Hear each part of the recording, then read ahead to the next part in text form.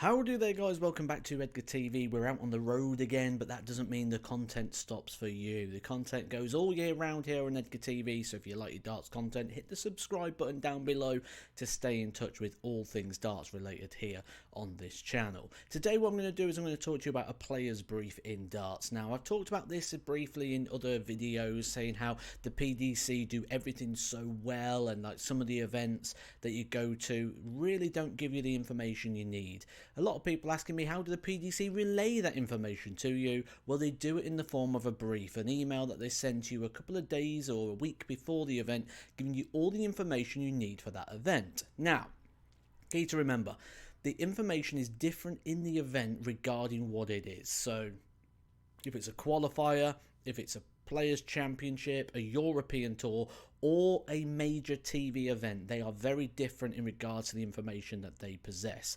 I will do another video on this, looking at what a World Championship or a UK Open Players Brief is like. If you'd like to see the differences of those, go hit that subscribe button. Most of you watch this don't do it, so go give that a press and I'll do that video, certainly when we get past the 50,000 mark, which isn't too far away, so go give that a press. Now, I've edited this a little bit just because it's got some personal phone numbers or information on there, so I've put it over into Word documents so we can have a look through it without revealing too many information. Now, this one's one from 2019. You'll see here the venue, got all the details. Now, that seems very simple and basic, but you'll be surprised how many times you don't even get this sort of information other than on the poster. It says, please note that your players and your guests has a designated car park, which is great, and it tells you your entrance to use for the building.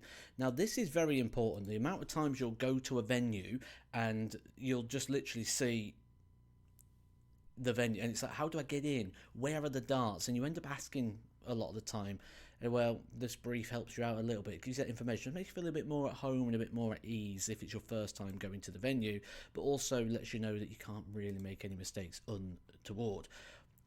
All the times, absolutely, and they run to these times. 9 o'clock, doors will be open to players and their guests. 9 till 11 o'clock, you get to register. Any player not there by 11 o'clock is eliminated. Tournament commences at 12, and it will. All these times are absolutely to the dot. They never really run late.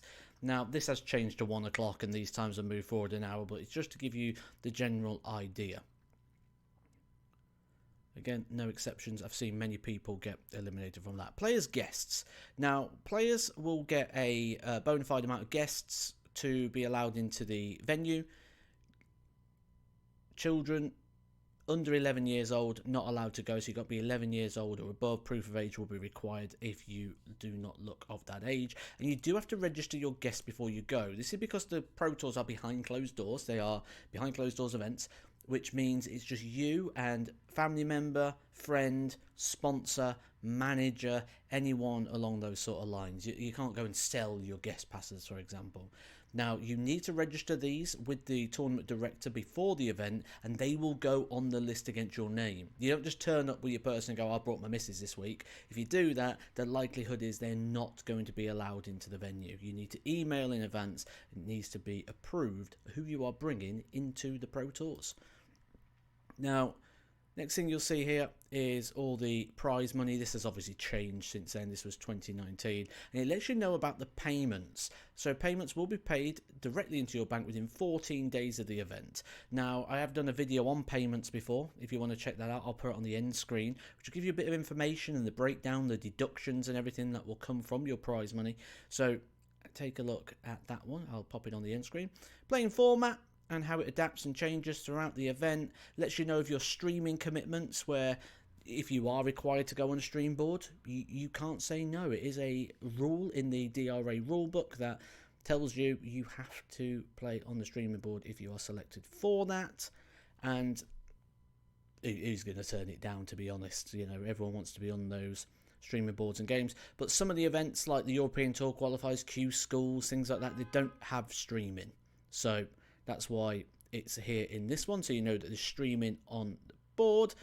The draw just lets you know where you can find the draws. It'll also be displayed on the TV screens inside.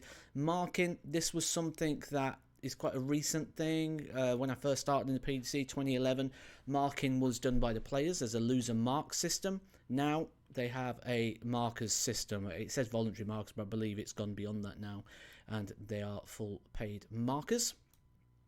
Important for all the events above. Dress code.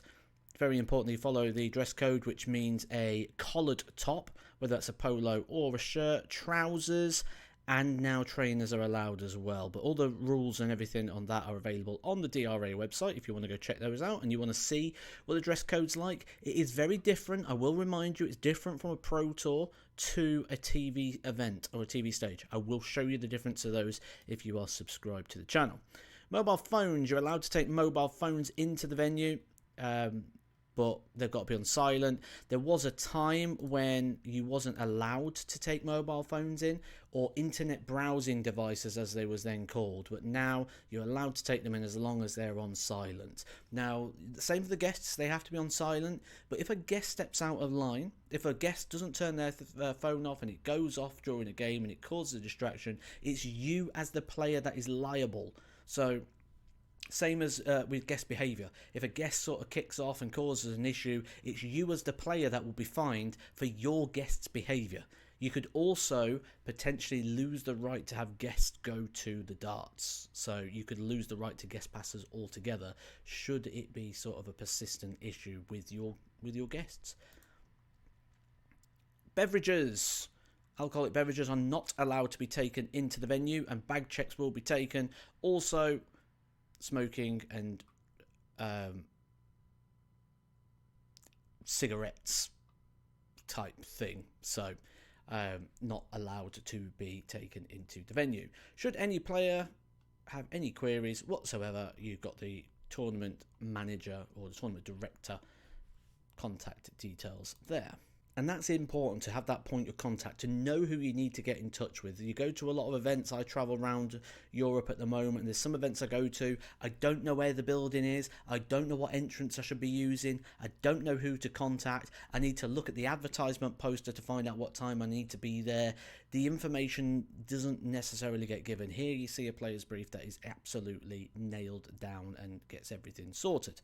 Now, there are some things in there like with the water. I believe it's only bottled water as well. You can't take glasses of water, so nothing but water allowed whilst you are playing. I believe they have to do that. I think it's a legal requirement that you always need access to water, but I believe it's bottled water only past the boundaries. Now, at the Players' Championship, they have boundaries in place, and sort of it's a barrier, then a table, then the hockey area, and every one of those is observed by a board official who will be covering 4 boards. So 16 boards, you'll get one covering 1 to 4, 5 to 8, and so on all the way round. You'll also have a referee on each individual board as well, and the tournament director. So there's literally no stepping out of line with these. But that's a little look at what the player's brief looks like, the sort of information you'd expect to receive. And there's nothing in there that's unusual, but you sort of expect this as the standard everywhere you go, and I can tell you for a fact it's not. Remember, if you do want to see that World Championship one, go down below and hit that subscribe button. I'll catch you soon for some more Edgar TV. Edgar TV.